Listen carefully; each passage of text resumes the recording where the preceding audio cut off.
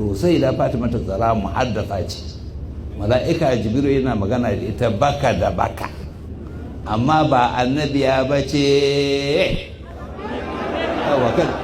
Kada wani kuma ya je ce ai gashi nan sun ce annabiya, to ba annabiya ba ce. Kun ga annasin alqur'ani, ya maryamu qunuti li rabbiki wasji warka'i ma'ar raki'i. Maryam aka gama, ya maryamu qunuti wasji warka'i ma'ar raki'i, an umarci Maryam Imran. Da kuma ainihin ta ga wani ya bayyana ta kamar mutum, ta ce ni a'udhu birrahmani minka in kunta taqiya, qala inna ma ana rasulu rabbi la ahaba laki gulaman zakiya.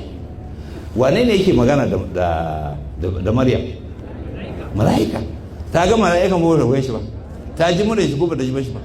To da ita da Fatima Zahra wata fita wata, to Fatima ta ga Jibril ta yi magana da shi, sai dai ba ka so ne.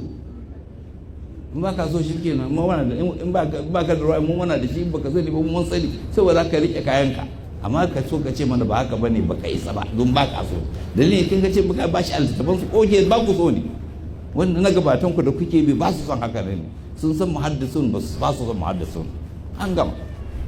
Har ma suna ce musu a'imma, suna ce musu ai ga sun ce su annabawa ne. Ba annabawa ne amma muhaddisun. Duk a'imma muhaddisun. Duk ma'asumi yakan yi magana tun yana cikin uwarsa.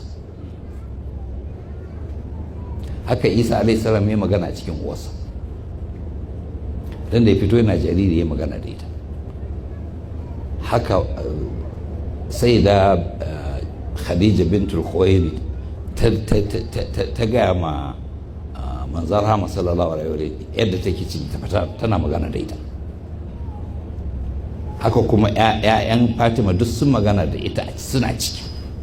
Haka duk ma'asumi yakan yi magana a ciki, kuma yana fitowa yana jariri yana magana.